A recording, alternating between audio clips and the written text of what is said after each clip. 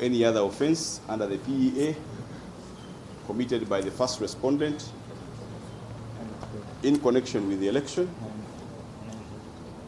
personally or with his knowledge and consent or approval. My Lord, under this ground for setting aside the election, we pleaded 4 illegal practices or offenses. I'll begin with bribery, my Lord.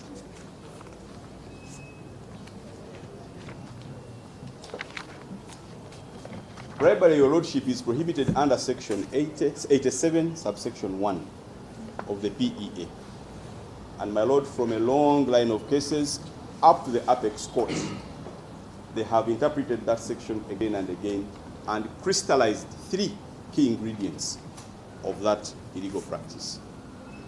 For me to succeed on bribery, my Lord, I should show you 3 things. Number 1, that a gift was given to a voter. 2, that the gift was given by the candidate or his agent. 3, that the gift was given to induce the person to vote for a candidate. Once I prove that, my Lord, I have proved the illegal practice of bribery.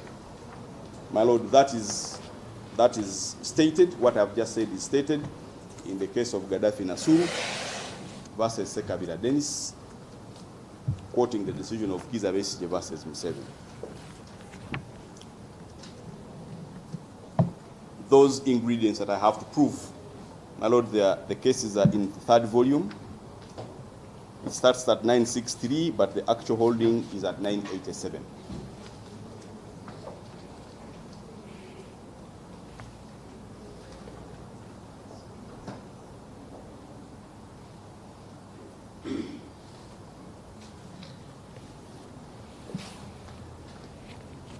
The actual holding is at 987, but the authority starts at 963. My Lord, I'll go through the evidence of each incident of bribery. And I'll begin with that of Mawumbe George William. I'll go through one by one, my Lord, evaluate the evidence, and then make a general comment on the law. I'll not speak about the law on each incident. I'll speak about the law generally. But I have to first take you through the evidence, my Lord, for each incident. Now, I'll begin with Mawumbe George William, my Lord. This gentleman, on the 9th of April 2025, saw an affidavit for us, the petitioner. My Lord, I think in the examination you were able to note the numbers of the pages where that affidavit is. But for abundance of caution, my Lord, is at page 1276 to 1278. In that evidence, my Lord, this gentleman stated that he's a registered voter at Clinton Junior School KI to M polling station. My Lord, we gave that voter's roll as part of our evidence. On election day, he says that he met a man called Mukasa at a woman's place near a shrine under a jackfruit tree near a place called Zion Parking. That place, my Lord, is found in Chiganda zone in Kawempe North constituency, not very far away from where the polling station is. He said that when he got there, he found Mukasa giving money to several people, and he gave him 5,000 shillings and asked him to vote for the first respondent. My Lord, this witness came to the stand and he was extensively cross-examined on his affidavit, and he remained firm that he was given 5,000 shillings by Mukasa Antale. Mukasa Antale also gave an affidavit. I said, my Lord, I refer to it without prejudice. He gave an affidavit where in paragraphs, my Lord, if you could note them, 6, 7, 8, 9, 14, and 15, he made repetitive bare denials of having given this witness a bribe. He simply says, I did not give, I did not give, I did not see him. Bare denials, my Lord. He actually says to his face that I know these allegations are not correct because Mawumbe has said in the second affidavit that they are not correct. Of course, thankfully, my Lord, that second affidavit is now out of the window.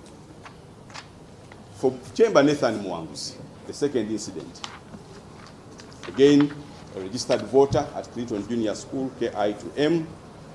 We have given the voter's roll, my Lord.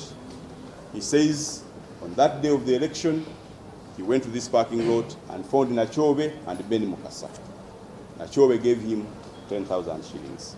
Again, my lord, the witness was cross-examined extensively, and rather than impeach, what was telling from that cross-examination, what I noted, is rather than impeach the fact that Nakyobe gave 10,000 shillings to Chamber, my learned friend who was cross-examining was only asking what the witness had done for Nakyobe to receive the 10,000 shillings. So the fact of receipt of the 10,000 shillings was not impeached. What the lawyer was trying to get around about was, what was it for? My lord, this was towards the day of the election. The witness said, I have no relationship with Nakyobe or Ben Mukasa, and there could never have been any other reason to give me the 10,000 apart from voting for the first respondent.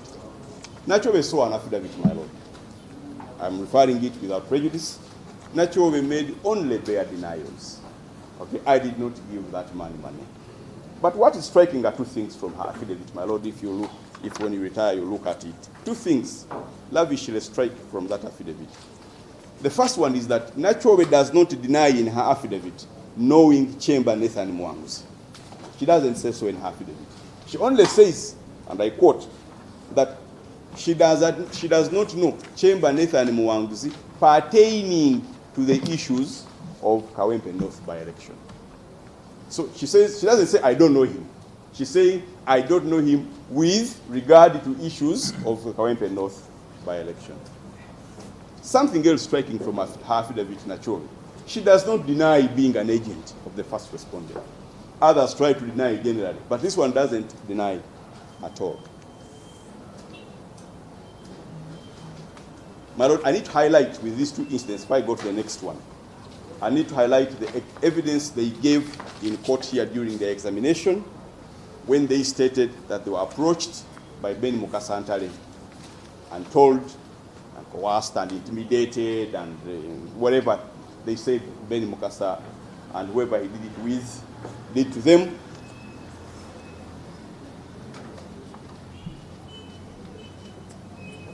I must note that for these two incidents, that evidence that they gave here in examination is critical, my lord.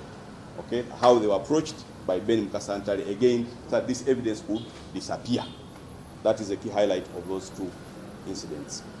On the third one, my lord, at Pentecostal Church polling center, Wanjala Solomon came to the stand. Wanjala Solomon came to the stand and said, I saw Ben Mukasa Antale give money to voters who included Geoffrey Wamukubira. When he was at the stand, my lord, he demonstrated the distance between him and the veranda where Ben Mukasa Antale was giving the money from. And as you could see, my lord, it was a very short distance. Wanjala could see what was going on. Something is striking from the affidavit of Ben Mukasa Antale with regard to this particular incident, my lord. In that affidavit, from paragraph 1 to the end, Ben Mukasa Antale does not deny that he was at that polling station. Nowhere does he say, I was not there. He only says, I did not leave because the presiding officer asked me to leave. He's kind of literally saying, I left on my own. Okay? But he doesn't say, I was not there.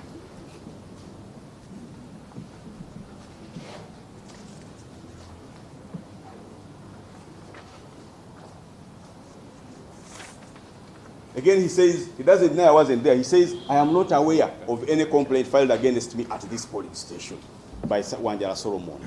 That's all he says in his affidavit, but he does not say that Wanjala Solomon, you are lying, I was not at that polling station. He doesn't say that in his affidavit. Now, with regard, my lord, to those three incidents, there's something I want to highlight. Maumbe, Chamber, and Wanjala. Let me highlight this, my lord, with regard to those three incidents. All these three incidents, my lord, took place in Chiganda Zone, LOC1. The polling station of Clinton Jr., KI2M, and Pentecostal Church polling center are both within Chiganda Zone, LOC1.